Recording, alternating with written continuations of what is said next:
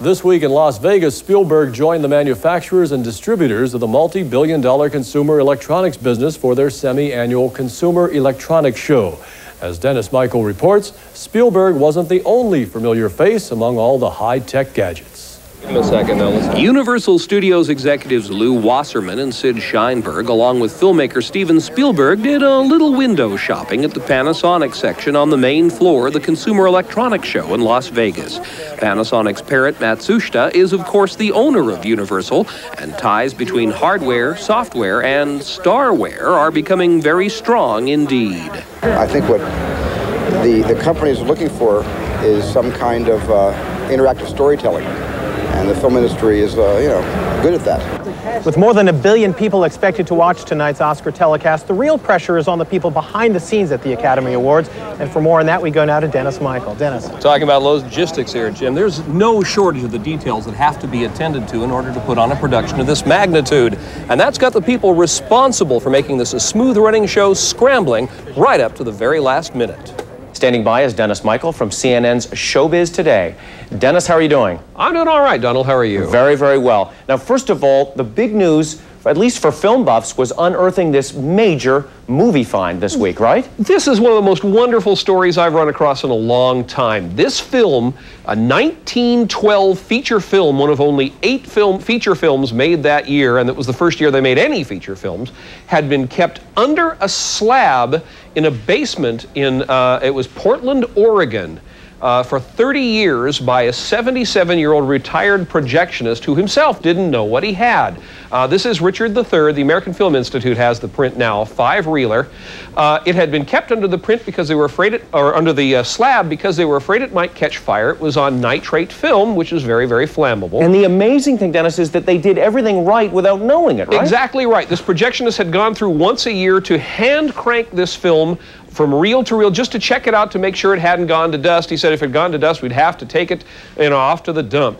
But the result is that because of this very careful but almost accidental care, this print is in mint condition, and it's absolutely priceless. The people didn't even realize what they had until they got it to the American Film Institute. The American Film Institute's jaws were basically on the ground when they realized what they had. Another interesting thing is that they're going to be able to unveil a print from this incredibly valuable find at the International Film Festival in October. Just by coincidence, the film that's going to be the lead-off picture for the AFI Film Festival is going to be Searching for Richard, which is Al Pacino's film about Richard III. Amazing. I mean, nothing could have come out better than this. Thanks very much. It was very kind of you. A pleasure. What a nice little pig. Babe's visual magic and its sweethearted script charmed moviegoers, charmed its way onto dozens of year-end Best Picture lists, and even into the Oscar race. It was unquestionably a breakthrough for CGI in 1995. But not the only one.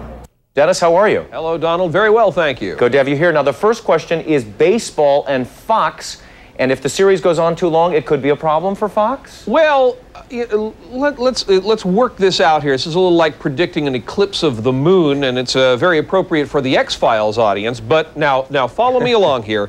If the series goes to a 7th game, and if that game runs long, that could cause the premiere of the X-Files on its new night to be pushed back to a later time, potentially losing viewers. Also, however, if you had the World Series as a lead-in, you might be gaining viewers, but nevertheless, there is a potential that an effect could be made on the X-Files, also on the Simpsons special that is intended to be running that night as well. The Halloween special for The Simpsons. That's correct, that's right. So which is always a big number for them. So this is a little bit of a worry for Fox executives, but there's a lot of ifs there. Yeah, I'd say that this is the kind of thing that the X-Files fans might like themselves to sort of work out. Again, it's a little like tracing the eclipse of a moon.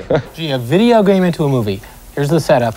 What will they think of next? Funny you should ask that question, but we happen to have right here a sampling of the movie-related computer games, not a scientific sampling, just bunches of them that happen to be on my desk. X-Wing, which is more or less goes along simultaneously with the Star Wars film. We've got Wayne's World, the computer game. You can look for a Wayne's World 2, the computer game. I'm pretty sure it'll soon after that. The Dark Half computer game. We've got Home Alone 2, the computer game. We have a Homie to Clown computer game, which is based on the In Living Color character. We've got Bill and Ted's Excellent Adventure computer game. We've got, as we were just talking about, Judgment Day, Terminator 2, the Terminator 2 Judgment Day Chess Wars computer game. We have the LA Law computer game. We have the Beverly Hillbillies computer game. And as a matter of fact, just to prove that it doesn't even have to be a good movie to be a computer game, we have the Surf Ninjas computer game. So we got a few computer games based on movies. Just in time for Christmas. Just in time. Thanks a lot, Dennis. We'll see you next week. Lauren, back to you in New York. For an ever-increasing number of high-tech projects, special effects houses needed cyberware's unique process. This scanner will make about 250,000 measurements of your face in about 20 seconds and also capture all the colors. So the computer will have what we call a complete model of your face and head. Within seconds, a high-speed computer digests the measurements and creates a three-dimensional database that's accurate to within a fraction of a millimeter. The angle of the view can be manipulated, as can the reflective qualities of the surface.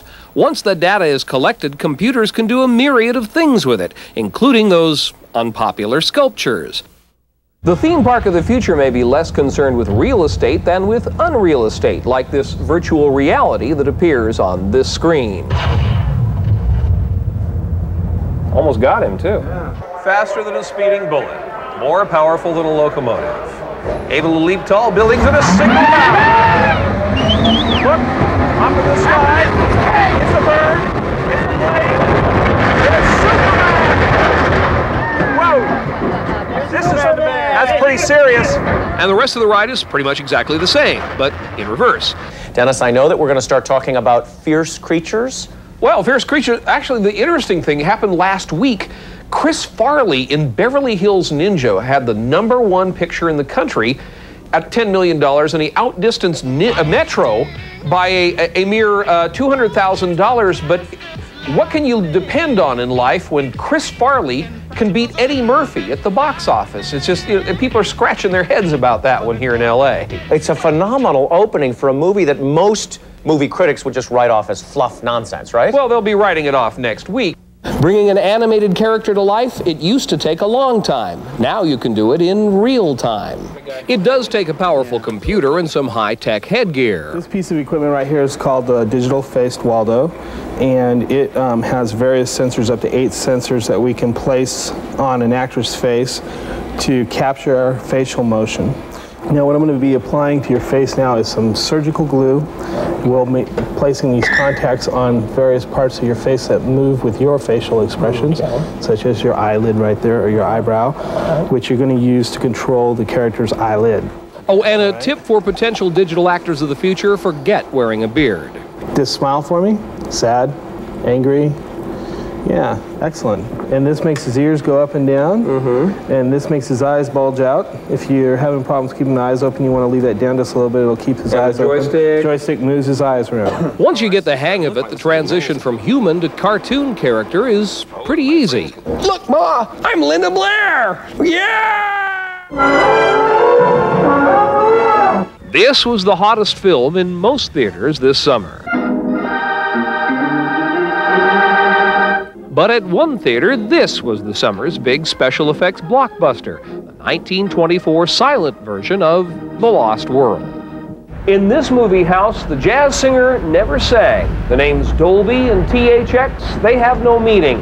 And dialogue, that's something for the stage, not for the silver screen. The situation on the fiery streets of Los Angeles represents one of the thorniest ethical dilemmas of journalism. Does a reporter's duty to cover the story conflict with that reporter's duty to have no effect on the story? Are the words and pictures the reporters are risking their lives to get, in effect, fanning the flames? Dennis, Michael. CNN, how are you? Pleasure to see you. We'll do it a lot quicker than that. But, okay. We're going to turn around. This is Dennis, Michael. With all, yeah. Everybody's got to be someone.